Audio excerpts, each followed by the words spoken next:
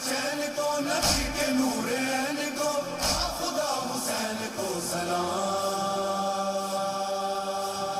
आदाब जी सलाम में एक बार फिर से आपका इस्तकबाल है। मैं हूं अब्बास मेहदी। आप देख रहे हैं हमारी खास पेशकश उसूल करबला। आज 9 मुहर्रम है। 9 मुहर्रम हज़रत अली असगर अलैहिस्सलाम से मंसूब है। हज़रत अली असगर हज़रत इमाम हुसैन अलैहिस्सलाम के सबसे छोटे बेटे थे। आपकी उम्र करबला में सिर्फ 6 महीने थी। सोचिए 6 महीने के बच्चे की किसी से क्या दुश्मनी हो सकती है, एक मासूम बच्चे की खता क्या हो सकती है। मैंने सख्त से सख्त दिल इंसान को भी बच्चों से प्यार करते देखा है। हज़रत अली असगर को तिफल सगीर, शीरख्वार, शशमाहा, बाबुल हवायत जैसे लक़ब से भी जाना जाता है। हज़रत अली असगर अलैहिस्सलाम करबला के दरख्शां चेहरे हैं। मजलूमियत की सबसे मजलूम सनत और शहादत का मोतबर तरीन जाविया हैं। तारीख़ ने आपसे ज़्यादा मजलूम शहादत किसी की भी नहीं देखी। आज हज़रत अली असगर अलैहिस्सलाम के फ़ज़ाइल पर बात करेंगे, उनके मसाइब सुनेंगे। और इस पर बात करने के लिए इस वक्त हमारे साथ मौजूद हैं शिया उलमा बोर्ड महाराष्ट्र के प्रेसिडेंट मौलाना मोहम्मद असलम रिजवी साहब। असलम रिजवी साहब पूरे खित्ते की नुमाइंदगी करते हैं, रहबरी करते हैं, रहनुमाई करते हैं। साथ ही हमारे साथ मौजूद हैं नेशनल उलमा पार्लियामेंट के सेक्रेटरी जनरल, वर्ल्ड पार्लियामेंट के मेंबर और यूएनओ की तरफ से अर्थ काउंसलर। कोरोना के दौर में डब्ल्यूएचओ और यूएनओ ने जिन चंद लोगों को अवामी बेदारी के लिए कोरोना पर एहतियात का वीडियो बनाने के लिए कहा, उनमें से एक यानी मेरी मुराद मुफक्किर इस्लाम डॉक्टर कल्बे रुशैद साहब क़िबला से है। हम दोनों आलिम दीन का इस्तकबाल करते हैं और मेरा पहला सवाल है असलम साहब से। असलम साहब, आपसे मैं जानना चाहता हूँ कि करबला के ज़माने पर क्या असरात मुरत्तब हुए? औज़ुबिल्लाहिमिनश्शैतानिर्रजीम, बिस्मिल्लाहिर्रहमानिर्रहीम। देखिए, सबसे बड़ी बात यह है कि करबला की जो जंग है, लोग कहते हैं करबला की जंग है। असल में ये जंग नहीं है, बल्कि ये एक मार्का है। मार्का और जंग में फ़र्क ये होता है कि जंग जब होती है तो दोनों तरफ से निस्बतन 19-20 का फासला होता है या 18 और 20 का। लेकिन करबला की जो मार्का है, एक तरफ हजारों और लाखों की तादाद में है और दूसरी तरफ सिर्फ 72 हैं। तो करबला ने हमें एक मैसेज और एक पैगाम दुनिया को ये दिया कि ये न देखो कि तुम्हारे पास तादाद कितनी है, बल्कि ये देखो कि तुम्हारे पास हक है या नहीं है। अगर हक है और तुम्हारी तादाद कम भी है तो तुम्हें इमाम हुसैन की तरह मैदान में वारिद हो जाना चाहिए। और इमाम हुसैन ने यही किया कि मुख्तसर होकर भी आज इमाम हुसैन अलैहिस्सलाम का नाम मौजूद है। ये गोया एक लहू है जो करबला से निकलकर, पाकीज़ा खून है जो करबला से निकलकर आसमानों तक पहुंचा हुआ है, लेकिन हुसैन का दुश्मन लाही तक महदूद है। कल्बे रुशैद साहब भी हमारे साथ मौजूद हैं। मौलाना साहब, आपसे मैं जानना चाहूँगा कि अगर आप आज़ाद हिंदुस्तान को देखिए, पिछले 70-75 सालों की तारीख़ को देखिए, तो हम हिंदुस्तान के तनाजुर में बात कर रहे हैं, हिंदुस्तान के हवाले से बात कर रहे हैं कि पिछले 70-75 सालों में क्या हम करबला को, करबला के पैगाम को, करबला के मकासिद को लोगों तक पहुँचा पाए? सलाम अक़ीदत और सलाम मोहब्बत के साथ या हुसैन उन सभी लोगों को आपके साथ साथ जो आपके साथ इस रिकॉर्डिंग में शामिल हैं, और वो सारे लोग जो उर्दू दुनिया में उर्दू समझते हैं और आपके टेलीविज़न के इस आईने से हम एक दूसरे को देख या सुन पा रहे हैं। मैं बताना चाहूँगा कि यकीनन मेरे भाई हुज्जतुल इस्लाम वल मुस्लिमीन मौलाना असलम साहब क़िबला मुझसे इत्तेफाक रखेंगे कि जो करबला, दास्तान करबला, मुसीबत करबला, फ़लसफ़े करबला और जो इस प्रोग्राम का मौजू है, अगर हम उसे देख लें तो उसूल करबला, तो मुझे लगता है 70 साल में हम अपने लोगों में भी पहुंचाने में नाकाम रहे हैं और अवाम में भी पहुंचाने में नाकाम रहे। मगर अगर आप गौर करें تو جہاں لا الہ الا اللہ ہوتا ہے وہیں محمد رسول اللہ ہوتا ہے. ایسا ممکن نہیں ہے کہ لا الہ الا اللہ ہو اور محمد رسول اللہ نہ ہو. جہاں محمد رسول اللہ ہے وہاں لا الہ الا اللہ آٹومیٹکلی ہوتا ہے.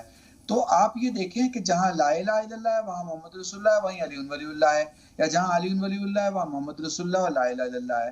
مگر یقین جانیے جہاں لا الہ الا اللہ نہیں ہے, محمد رسول اللہ نہیں ہے, حتیٰ کہ علی ولی اللہ نہیں ہے, مگر ہندوستان میں حسین کا تعزیہ ہے, ہندوستان میں حسین کی چوک ہے, ہندوستان میں الگ الگ ذاتیں حسین کو اپنا بادشاہ مانتی ہیں, چاہے وہ آستھا کا بادشاہ مانتی ہوں, وہ چاہے اپنے گھر کا خانوادے کا بادشاہ مانتی ہوں, چاہے وہ اپنے جنم کا بادشاہ مانتی ہوں, مگر حسین کو سب سے زیادہ مانا جاتا ہے. مولا حسین کو ہندوستان کے 4,80,000 گاؤں میں مانا جاتا ہے. ٹھیک ہے اسلم صاحب, آپ سے میں ایک سوال کرنا چاہتا ہوں, حالانکہ یہ الگ ہٹ کر سوال ہے, لیکن چونکہ قلب ارشاد صاحب ابھی کہہ رہے تھے کہ ہم کربلا کے پیغام کو اس طرح سے نہیں پہنچا پائے. ایک بزرگ عالم دین سے میں نے سنا ہے, وہ کہتے ہیں کہ پہلے یہ کوشش ہوتی تھی, اپنے زمانے کی بات کرتے ہیں وہ, کہ پہلے یہ کوشش ہوتی تھی کہ باہر والے فرش عزا پر آ جائیں, لیکن اب جو حالات پیدا ہو رہے ہیں اس میں اب نئی نسلوں کو یہ کوشش کرنی ہوگی کہ فرش عزا والے باہر نہ جانے پائیں. بہت اچھی بات ہے, اور بہت اچھی, یہ ایک حقیقت ہے اور یہ ایک سچائی ہے کہ ہم سب کی یہ کوشش ہونی چاہیے کہ جو اندر بیٹھے ہوئے ہیں وہ تو اندر بیٹھے رہیں, لیکن جو باہر رہتے ہیں ہمیں ان کو بھی لے کر اندر آنا چاہیے. یہ میں بات ہوا میں نہیں کہہ رہا ہوں, بلکہ عصر عاشور امام حسین علیہ السلام نے ایک خطبہ دیا تھا, اور بہت ہی جالب دلکش خطبہ ہے امام حسین کا. اور امام حسین السلام فرماتے ہیں کہ اگر تمہارے پاس کوئی دین نہیں ہے, ان لم یکن لکم دین وکنتم لا تخافون المعاد فکونوا احرارا فی دنیاکم. دیکھو تمہارے پاس اگر مذہب اسلام نہیں ہے تو کم سے کم ایک انسان بن کر زندگی بسر کرو. یعنی یہ واقعہ عصر عاشور سے, امام حسین کی شہادت سے کچھ پہلے کا ہے. یعنی یوں کہا جا سکتا ہے کہ امام حسین کی ایک وصیت ہے جو فقط شیعوں کو نہیں, فقط مسلمانوں کو نہیں, بلکہ عام انسانوں کو امام حسین نے ایک وصیت کی ہے کہ تم ایک انسان کی حیثیت سے زندگی بسر کرو. چونکہ ایڈریس خطاب امام حسین علیہ السلام کا تمام انسانوں سے تھا, اسی لیے امام حسین علیہ السلام کو چاہنے والے ہر قوم میں آپ کو ملیں گے. مثلا آپ اعظم گڑھ چلے جائیے, وہاں پہ انجمن حسینیہ برہمن ہے, مثال کے طور پہ ایسی بہت سی انجمنیں ہیں. وجہ یہ ہے کہ امام حسین نے وہ پیغام, وہ میسج جو دیا ہے وہ عالم انسانیت کے لیے دیا. اسی لیے آپ دیکھیں کہ روضہ امام حسین پر کربلا فقط شیعہ حضرات نہیں جاتے ہیں, اہل سنت حضرات نہیں جاتے, بلکہ غیر بھی جاتے ہیں. اور ابھی چند سال پہلے شری روی شنکر جی جو ہیں وہ کربلا گئے. اچھا ایک بار جاتے تو یہ سمجھا جاتا ہے کہ شاید اتفاق سے چلے گئے, لیکن وہ دوسری مرتبہ بھی کربلا گئے. اور جب اس سے کسی نے پوچھا گیا کہ آپ اور یہاں, مقصد یہ ہے کہ آپ تو مسلمان نہیں ہیں, آپ امام حسین کے روضے میں کہاں سے آ گئے؟ تو انہوں نے کہا تم کیا سمجھتے ہو کہ امام حسین جو ہے وہ وقت مسلمانوں کی پراپرٹی ہے؟ وہ کہتے ہیں نہیں, امام حسین ہر اس شخص کی پراپرٹی ہے جس کے سینے میں انسان کا دل دھڑکتا ہے. کہنے کا مقصد یہ ہے میرے بھائی اور آپ کے تمام عزیز سلام کے جو ناظرین ہیں, جو ویورز ہیں, جو مجھے دیکھ رہے ہیں, میں ان سے گزارش کروں گا کہ امام حسین علیہ الصلوۃ والسلام کا پیغام عمومی ہے. آپ کا سوال میں اسی کا جواب دے رہا ہوں کہ اندر ہے, جو فرش عزا پہ بیٹھے ہوئے ہیں, جو امام بارگاہ کے اندر ہیں, وہ تو اندر رہیں.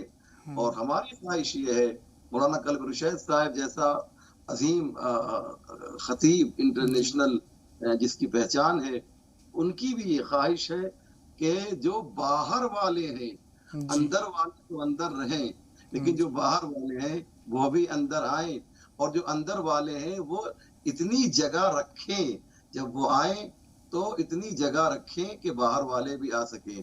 یہ جگہ سے میری مراد کوئی جگہ نہیں ہے جو فرش والی جگہ ہے، بلکہ جو دل میں جگہ ہوا کرتی ہے۔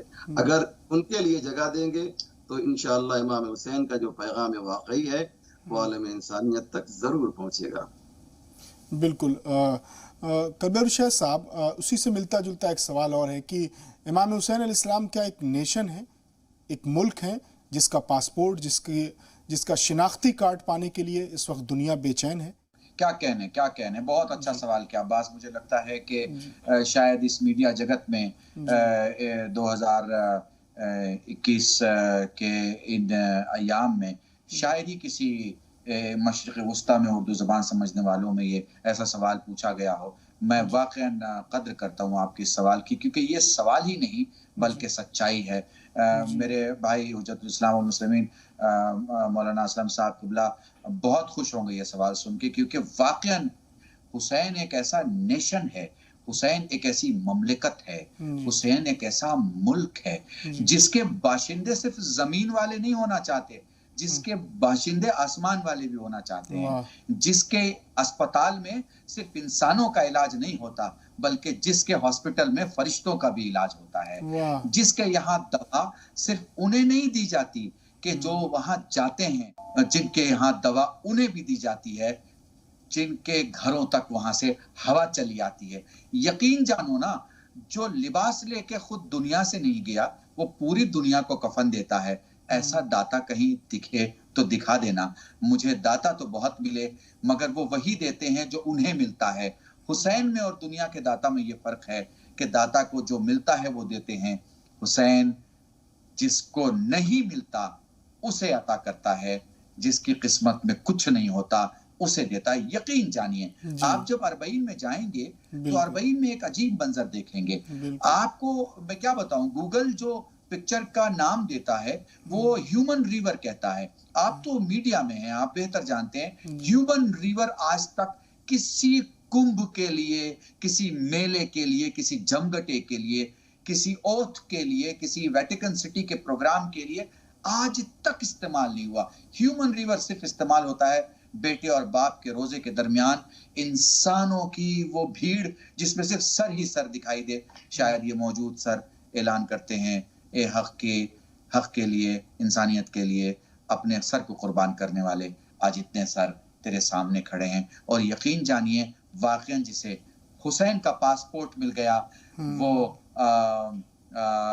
اس کے لیے کسی جگہ کی ویزا کی ضرورت نہیں ہے۔ اسے کوثر پہ جانا ہے تو بھی ویزا نہیں چاہیے، سلسبیل پہ جانا ہے تو بھی ویزا نہیں چاہیے، جنت الماوا پہ جانا ہے تو بھی ویزا نہیں چاہیے، فردوس پہ جانا ہے تو بھی ویزا نہیں چاہیے، ائمہ کے ساتھ بیٹھنا ہے تو بھی ویزا نہیں چاہیے۔ دلیل میں دے رہا ہوں، آپ دیکھیے جس فطرس نے کہا تھا کہ میں پروردگارہ لمحے بھر میں تیری کائنات کی سیر کرنا چاہتا ہوں اور وہ نہیں کر پایا اور اسے جو ہے اس کی سزا بھگتنی پڑی، وہ جب واپس پلٹ رہا ہے حسین سے پر لے کر، پوچھئے قبلہ سے کہ کیا کہا ہے اس نے، یہی تو کہا ہے کہ کون میری برابری کر سکتا ہے کہ میں حسین کا آزاد کیا ہوا ہوں اور حسین نے مجھے یہ طاقت اور حسین نے مجھے یہ پرواز دی۔ اس کا مطلب آپ سمجھ رہے ہیں؟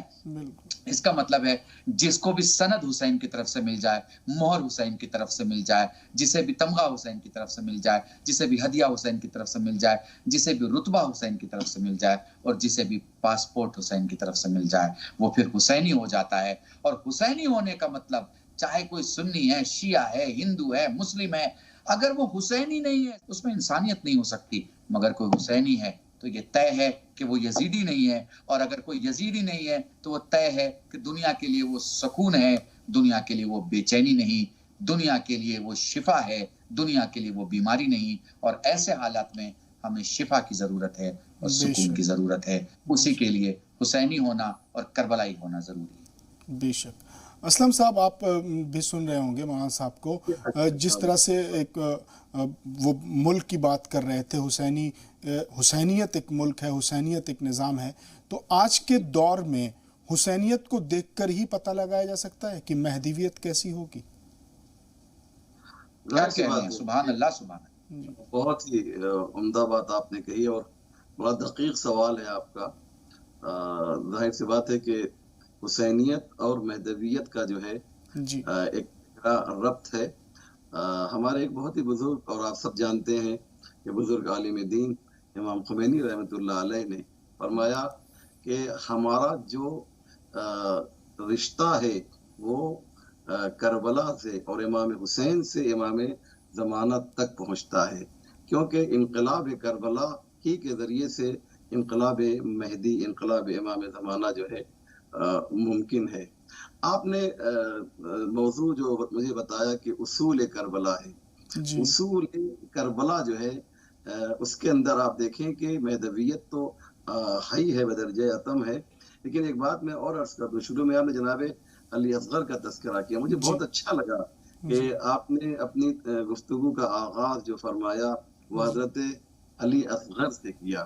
ایک بات میں آپ کے جو ناظرین ہیں ان کے لیے یہ بتانا چاہتا ہوں کہ اصول کربلا کو یوں پہچانیے کہ جناب علی اصغر کی آپ نے عمر مجھے یہ بتائی کہ 6 مہینہ تھی، درست ہے؟ جی ہاں. لیکن میں تھوڑا سا اور آپ کو اس کو اور بڑھا دوں، ایڈ کر دوں کہ میں اس علی اصغر کی بات کر رہا ہوں کہ جو 6 مہینے کا نہیں بلکہ چند ہفتے کا علی اصغر ہے. اور وہ کہاں ہے؟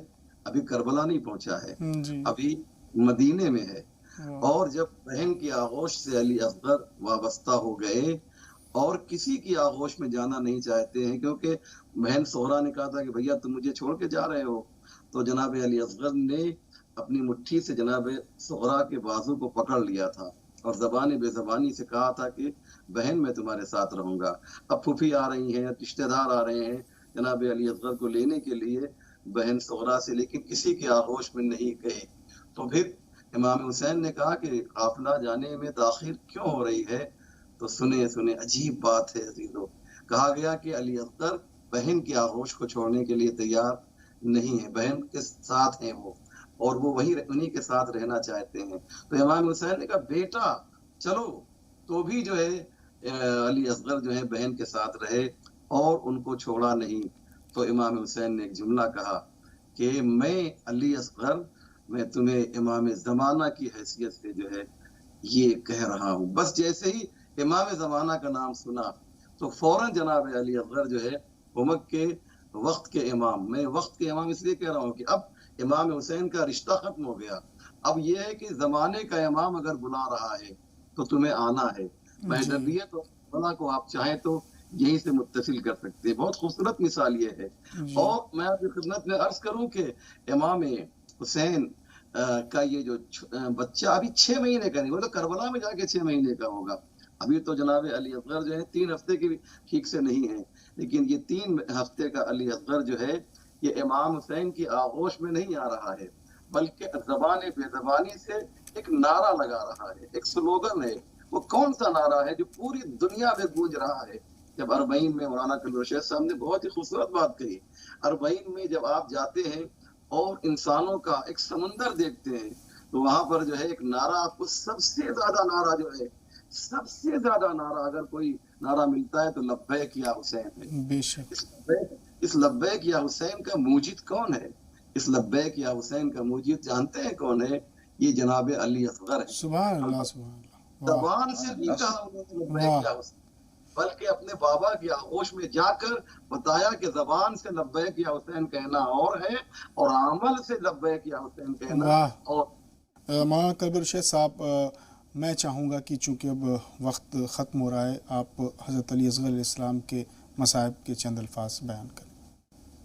میں واقعاً بہت شکر گزار ہوں عباس مہدی آپ کا. آپ نے بہت ہی مجھے اور میرے بھائی حجت الاسلام والمسلمین مولانا اسلم صاحب سے جو باتیں اور جو سوالات پوچھے اور جس طرح سے پروگرام کو آپ نے انصاف اور عدل کے ساتھ اور بہت ہی. صاحب اگر اجازت دے تو میں صرف ایک بات اور ایڈ کر دوں. جی بالکل. میں ایک حدیث جو ہے خود امام حسین علیہ السلام کی پڑھنا چاہتا ہوں، جس کے بارے میں آیت اللہ قرآتی نے فرمایا کہ اگر سب سے دردناک کوئی جملہ امام حسین کا مجھے لگتا ہے، مولانا قلب الرشید صاحب آپ بھی اس کی جو تصدیق کریں گے، تائید فرمائیں گے کہ اگر قرآتی جو بہت بڑا نام ہے عالم اسلام کا، بڑی شخصیت، بڑی بہت بڑا نام ہے. وہ کہتے یہ ہیں کہ سب سے دردناک جملہ اگر کربلا میں مجھے لگتا ہے وہ امام حسین کا ہے، اور اس کے اندر اس کا مصائب، پورا مصائب موجود ہے. پوری کربلا اس جملے کے اندر بھری پڑی ہے، اور وہ جملہ امام حسین علیہ السلام کا ہے کہ میرے چاہنے والوں، حسین کو جاننا چاہتے ہو حسین کون ہے؟ انا قتیل الابرار، حسین کو ہے جسے رلا رلا کر قتل کیا گیا ہے.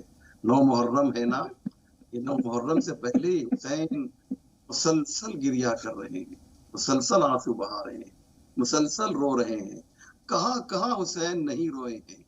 اور جب کل عاشور کا دن آئے گا تو اس وقت بھی امام حسین علیہ السلام صبح عاشور سے جب پہلا تیر پسر سعد نے چلایا ہے تو امام حسین کے بہت سے ساتھی جو ہیں شہید ہوئے. نماز کے فوراً بعد جناب علی اکبر کی اذان سے اور امام حسین کی نماز سے، نماز جماعت سے یہ آغاز ہوتا ہے ایک طرح سے عاشور کے دن کا.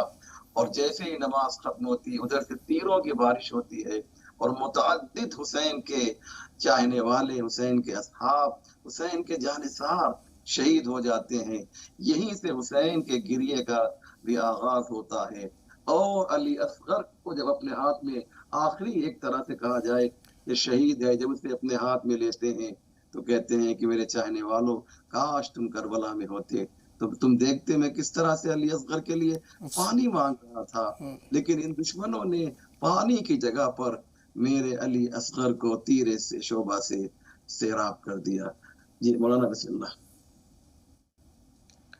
میں بس چونکہ مصائب کی روایت بڑی مکمل اور بہت تفسیر روایت القراتی جن کا ذکر کیا ہے میرے بھائی نے، مجھے لگتا ہے کہ زبان کی دنیا میں، بیان کی دنیا میں، کلام کی دنیا میں، اور مصائب اور فضائل سید الشہداء اور فضائل ائمہ معصومین اور فلسفہ اسلام و دین کی دنیا میں وہ ایک مرجع کی حیثیت، ایک بڑے بزرگ عالم کی حیثیت، ایک رہنما کی حیثیت، اور ایک جسے کہیں کہ ایک بڑی یونیورسٹی ہے، چلتی پھرتی یونیورسٹی ہے، اس میں کوئی ڈاؤٹ نہیں ہے، کوئی شک نہیں ہے.